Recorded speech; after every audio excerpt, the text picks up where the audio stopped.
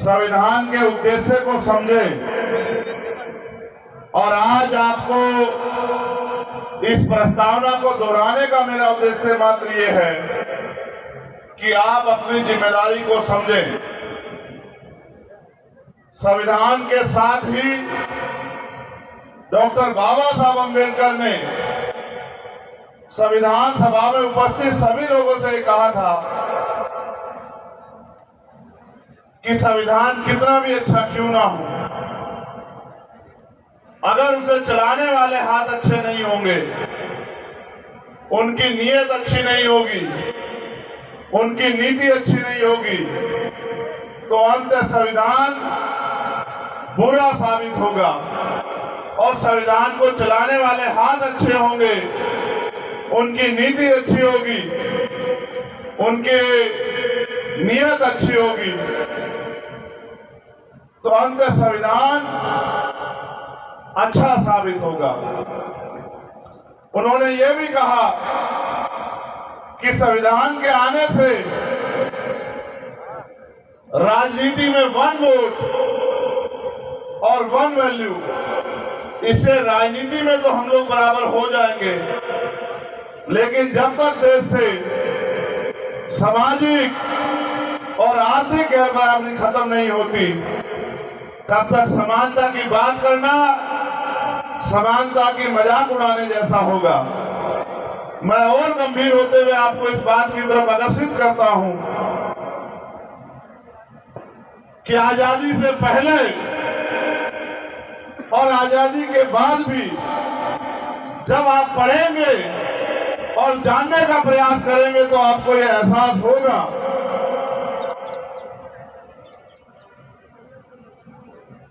कि हमें अपनी लड़ाई, हमें अपनी परेशानियों से मुक्ति के लिए हमारे बीच के लोगों ने ही अपने सुख दुख त्याग करके, अपनी सुविधाएं त्याग करके और अपने परिवार को भी निछावर करके और अपना खुद का पूरा जीवन समाज को जिम्मेदारी से अपने पैरों पर खड़ा करने के लिए लगाना पड़ा, तब जाके हमारे जीवन में परिवर्तन आया। आजादी से पहले भी तमाम राजा रजवाड़े पैदा हुए, तमाम संत गुरु महापुरुष पैदा हुए, लेकिन शोषित और वंचितों के बीच जब जब परिवर्तन आया, जब जब उनके जीवन में बदलाव हुआ, आप आईना उठा के देखोगे इतिहास के रूप में, तो आपको एहसास होगा कि आपके बीच में से कोई निकल के गया और उसने अपनी जिम्मेदारी को अपने कंधों पर उठाया, उसने अपना जीवन अपने समाज के नाम समर्पित किया, तब जाके हमारे जीवन में आज ये अवसर और सम्मान तैयार हुआ। मैं ये बात इसलिए कह रहा हूं कि आजादी से पहले भी दल थे, आजादी से पहले भी लोग तमाम तरह की बुनियादी सुविधाओं के बिना रहते थे, छुआछूत थी, गैर बराबरी थी,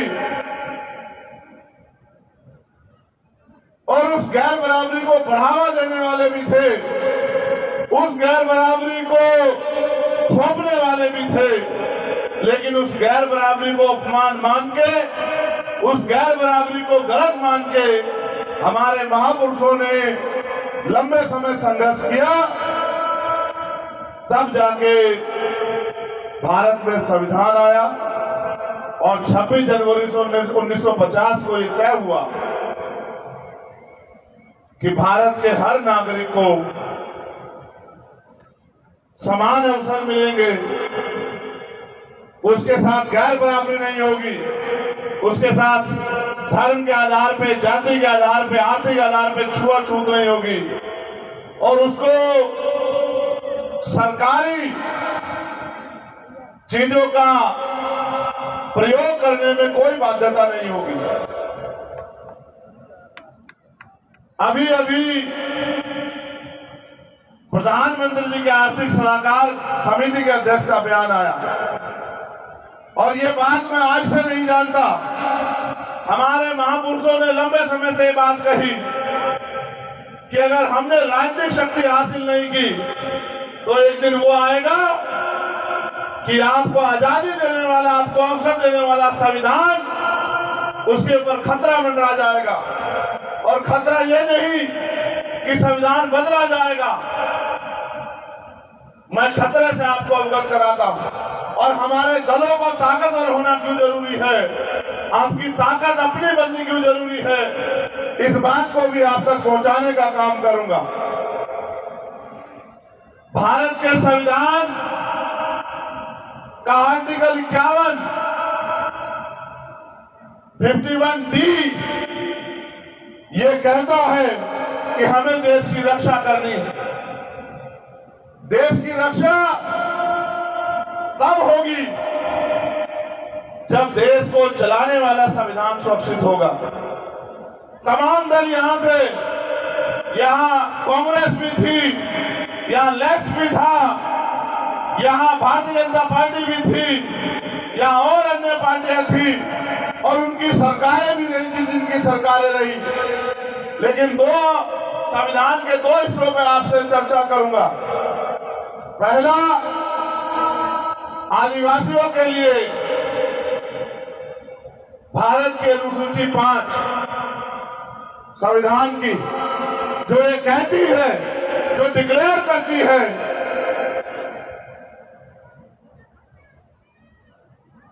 कि SC/ST के जो लोग हैं,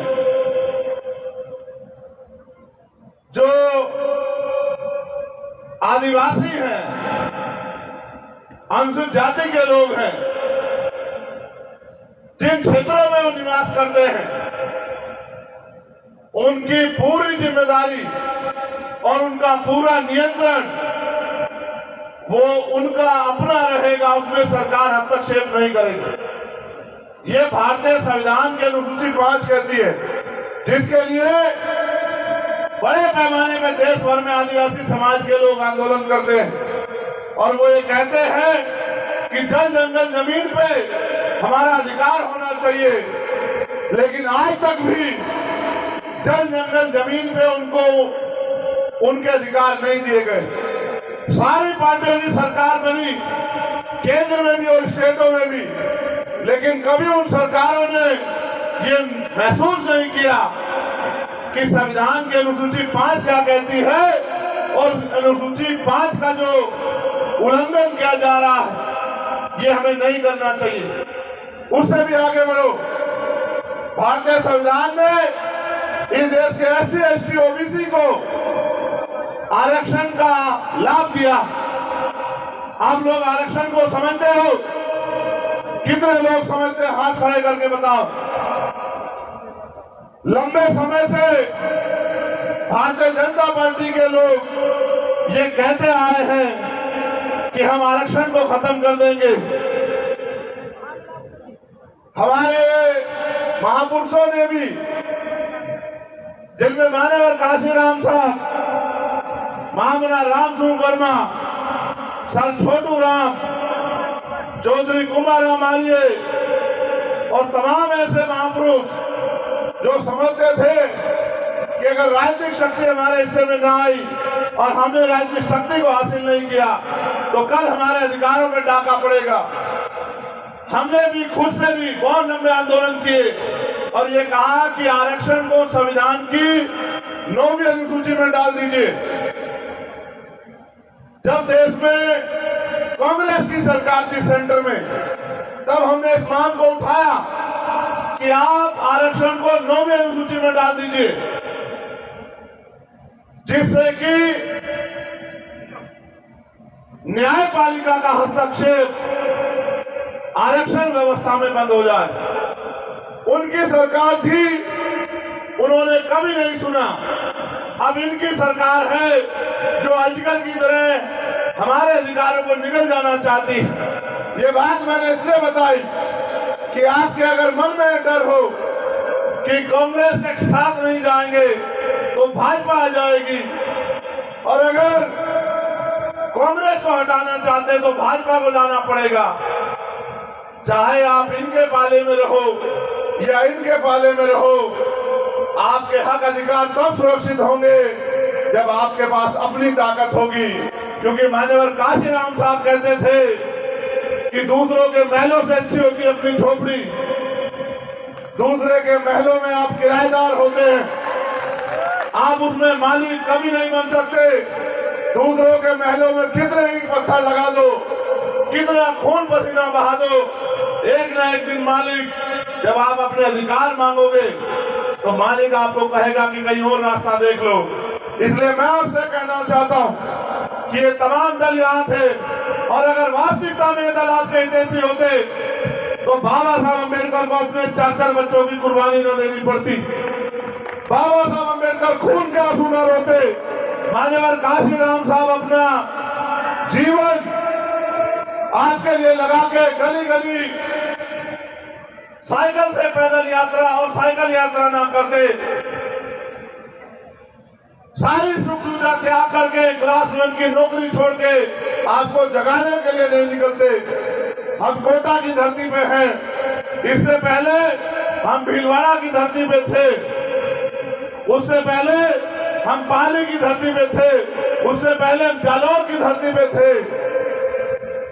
हर धरती की अपनी एक अलग अलग तरह की यहाँ विशेषताएं। जैसे जालौर और पाली सामंतवाद का गढ़ है, जैसे भीलवाड़ा वस्त्र नगरी है, ये शिक्षा की नगरी है। इस शिक्षा की नगरी में मैं आपसे बात कर रहा हूं कि आप पढ़ लिख के शिक्षा हासिल कर रहे हैं। क्या आने वाले समय में आपको महसूस होता है सरकारी नौकरी बचेगी? उन सरकारी नौकरियों को ना खत्म किया जाए, इसके लिए कोई दल सड़कों पे आके आंदोलन कर रहा है क्या? वो आपसे कहते हैं कि बीजेपी खराब है इसलिए हमें वोट दे दो। और मैं आपसे पूछना चाहता हूं मेरे लोगों, अगर आप जागरूक हो तो मुझे बताओ, जितेंद्र मेघवाल की मूछें रखने में हत्या हुई,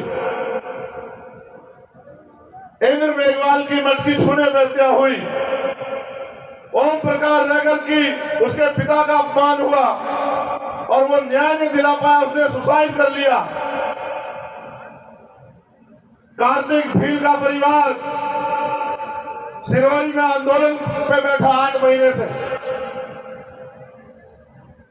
और हजारों घटनाएं आपके जिले में आसपास होंगी। अभी अभी उदयपुर में कन्हैया नाम के एक व्यक्ति की हत्या हुई। मुख्यमंत्री जी उनके घर पहुंचे और उनके परिवार को 2 सरकारी नौकरी दी, 50 लाख रुपए का मुआवजा दिया। 50 लाख दिया, 1 करोड़ दिया, 1 करोड़ रुपए का। अभी अभी जयपुर में 2 दिन पहले एक हत्या हुई मुस्लिम समाज के भाई की। मुख्यमंत्री जी ने 50 लाख रुपए का मुआवजा दिया और 1 संविदा पे नौकरी दी। मगर हम जितेंद्र मेघवाल के लिए अच्छा हुआ, उनके साथ गलत हुआ, आपने उनकी मदद की। लेकिन इसी सरकार से हम लोग जितेंद्र मेघवाल के लिए, इंद्र मेघवाल के लिए, कार्तिक भील के लिए, ओम प्रकाश नगर के लिए न्याय की मांग करते रहे। एक बार हमें नहीं सुना गया। और तो और जब मैं अपने परिवार से मिलने आया, 4 बार इन्होंने मुझे वापिस दिल्ली भेजने का काम किया।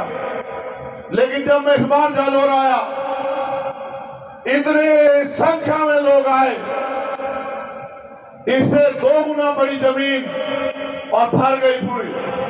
और रात का अंधेरा हो गया, 8 घंटे हो गए, लेकिन लोग खड़े रहे इस उम्मीद में कि उनका भाई आएगा और वो उसको सुनेंगे, वो जो आदेश देगा उसका वो लोग पालन करेंगे। मैं आपसे पूछना चाहता हूं, चुनाव के बाद आपके बीच में आके किसी ने आपसे पूछा कि आपका पेट खाली है, भरा हुआ है? चुनाव के बाद आपके बीच में किसने आके पूछा कि आपके बच्चों की पढ़ाई कैसी चल रही है, बीमार होने पे अच्छा इलाज मिल रहा है नहीं मिल रहा है, आप महंगाई से, बेरोजगारी से परेशान हो, क्या मैं आपकी कोई मदद करूं? किसने पूछा? मैं आपसे कड़वे बात करते हुए कह रहा हूं, मेरी माए बहने बेटी है, अगर आप में वोट का अधिकार ना हो मेरे लोगों, ये आपकी बस्तियों में पैर रखने नहीं आएंगे। आप इस बात को जान लो, और अगर नहीं भरोसा तो आप कुछ दिन रुक जाओ। आज ये सम्मान स्वाभिमान का जीवन, आज ये नेता अगर हमारे लोगों के पैर धोते हैं, हमारे लोगों के घरों में जाके भोजन करते हैं, इसका एकमात्र कारण है कि करोड़ों रुपए से भी कीमती ताकत है आपके पास, हर व्यक्ति के पास, वो है वोट। वो वोट आपसे कैसे ली जाए? डरा के, गुमराह करके, कुछ साधन देके, कुछ लालच देके, कुछ मदद करके। अगर ये वोट की ताकत आपके पास ना हो तो आपकी लुटती असमतों पे भी कोई आंसू ना बहाए। आप नहीं जानते एनसीआरबी का डाटा क्या कहता है? क्या राजस्थान में महिला सुरक्षित है? आपके बराबर में लगता है मध्य प्रदेश। हमारे मंदसौर के साथी आए हुए, मैं जब वहां यात्रा कर रहा था, ये यात्रा मैंने भगवान बुद्ध की धरती शुरू की, सिद्धार्थनगर, कपिलवस्तु, नेपाल बॉर्डर, जहां से शांति का उपदेश आया। लेकिन अब मुझे लगता है शांति से काम नहीं चलेगा मेरे लोगों। अगर आपने क्रांति का मन नहीं बनाया तो आने वाले कुछ दिनों में आपके वजूद में भी खतरा हो जाएगा। इसलिए जब मैं मध्य प्रदेश में घूम रहा था इस यात्रा को लेके, मैं लोगों के बीच में जाता, उनकी समस्याएं सुनता। 200 रुपए 250 रुपए रोजगार, वेतन खेतों में काम करने का महिलाओं को मिलता है। आप ये बताओ, कई क्षेत्र तो राजस्थान के ऐसे जहां पीने को पानी नहीं है, आपके यहां फिर भी ठीक है। मैं होके आया हूं, खारा पानी। जो सरकार पीने की पानी की व्यवस्था ना कर पाए, और मैं इसको नहीं कह रहा जो आज है, इससे पिछले वाली को भी कह रहा हूं। एक बहुत बड़ा प्रोजेक्ट है ERCP का यहाँ, जिससे 13 जिलों को पानी मिलना था। यहाँ के किसान परेशान हैं, और जब मैं पाली में था मैंने किसानों से बात की। उन्होंने कहा, साहब, भारत के अंदर ये एक ऐसी धरती है जहां किसान एक साल में एक फसल लेता है और फिर एक साल इंतजार करता है। हम भी खेती करते हैं, 3-4 महीने बाद दूसरी फसल का समय आ जाता है बोने का। मैं ताज्जुब में गया,